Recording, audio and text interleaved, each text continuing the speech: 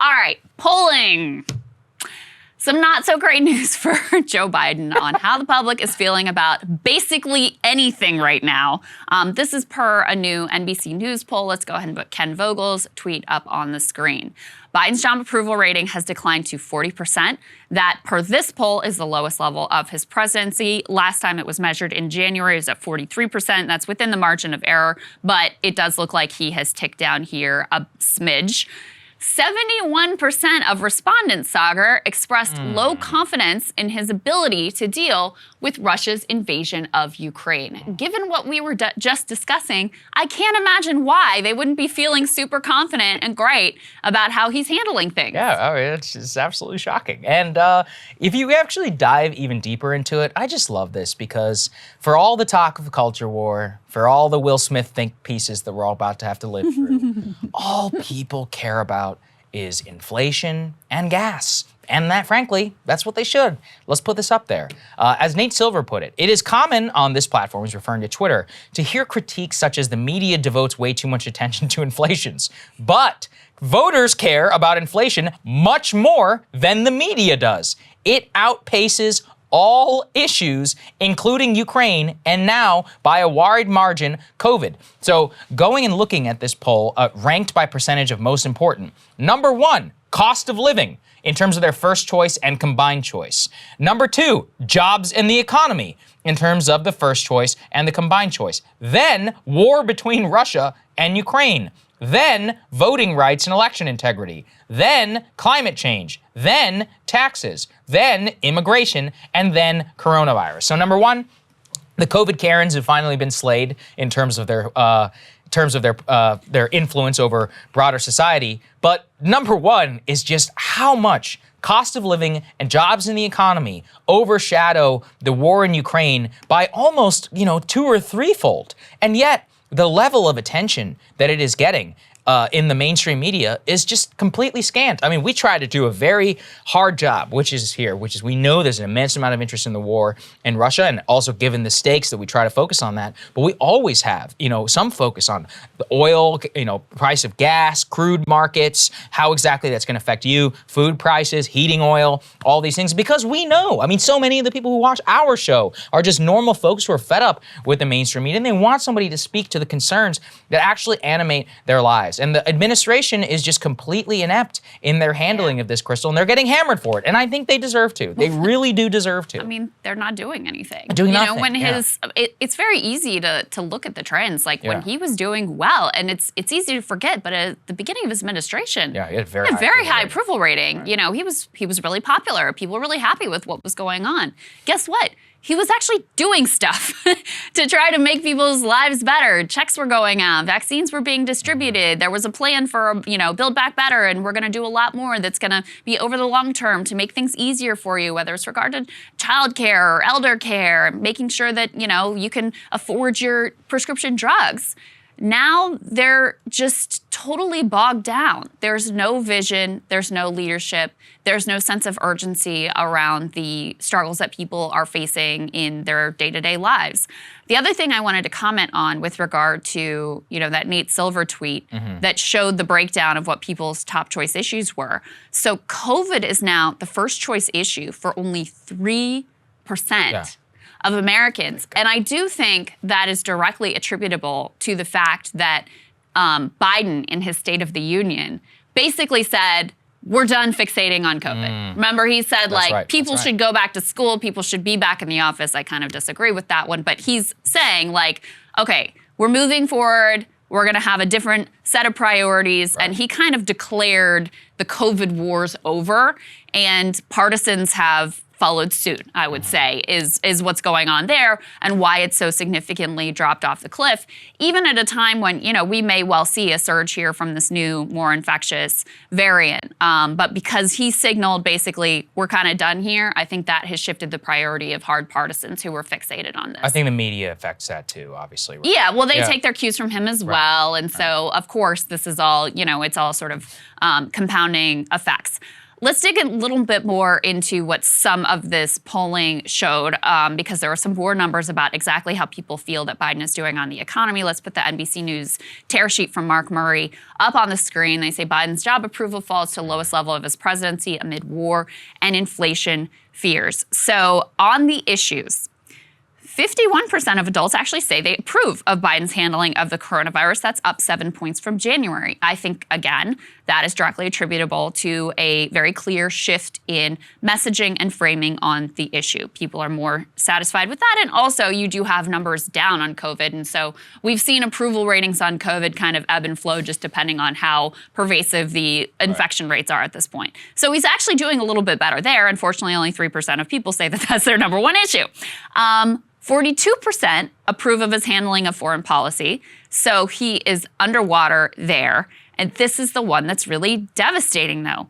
Only a third, 33%, approve of Biden's handling of the economy. Yep. That is down 5 points. So you continue to see this significant slide on the issue that is most important to people across partisan lines here, guys. And when you're at only a third, 33% approval, you've got a lot of Democrats in that mix who are saying, we're not happy with what you're doing here either. You also have catastrophic numbers in terms of right track, wrong track. 71% of Americans say they believe the nation is headed on the wrong track versus just 22% who say they think it's headed in the right direction.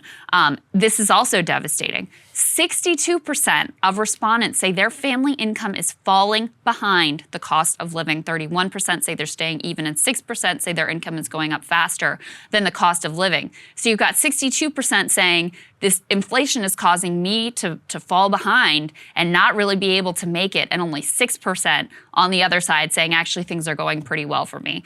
Mm-hmm. You look at that landscape, and it is no wonder that, Republicans, through no doing of their own, are poised to make significant gains in the midterm elections. And some of these things are not Joe Biden's fault, but his reaction to the events that have played out, that's 100% his fault, and that's 100% on him. 100%. And who is to blame for inflation? What's to blame for inflation? These numbers matter even more, I think, which is that President Biden and his policies tops out at 38%. 40% of the public nearly believes that Biden himself is to blame for inflation. Number 2 is corporate price increases. Number 3 is the COVID pandemic. And 4, at the tiniest, smidgiest little part, is Russia's invasion of Ukraine. Well, and they shouldn't be surprised, because Republicans have been very consistent in saying it's because of Biden, it's because of Biden, it's because he put a little bit of money in your pocket. That's the real problem here.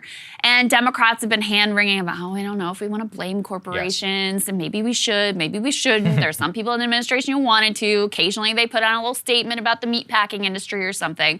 But you had a very clear, compelling case of how corporate profiteering is making life more difficult for workers. It's something that people intuitively sort of respond to, but they were unwilling to effectively prosecute that case.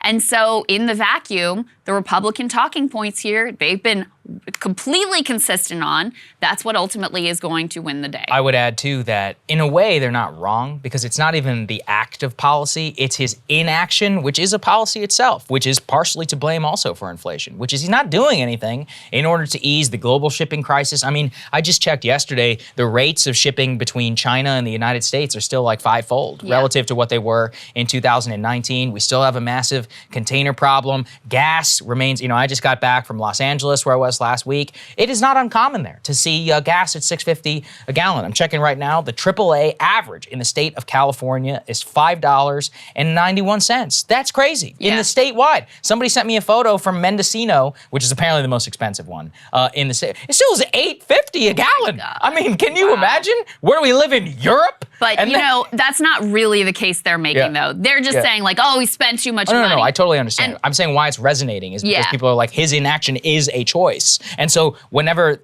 look, as you say, in an absence of action, a vacuum has to be filled, and that will be filled by whatever the Republican case is being made. I disagree with it. I don't even think that they're making the correct one in terms of that, and they'll certainly suffer whenever they too have inaction and that inflation will be a problem. But the Biden people, I do believe it is their fault for doing nothing and for allowing this to happen. I mean, combat is a two-part thing. You know, our political combat is a two-party sport. If you're just allowing one person to wail on you the whole time, then you're by definition losing by the fact that you're not doing it. Well, and things are likely to get much worse for them because you've got the Fed now lifting rates. That's right. And saying they may go even more quickly than they expected because inflation remains high.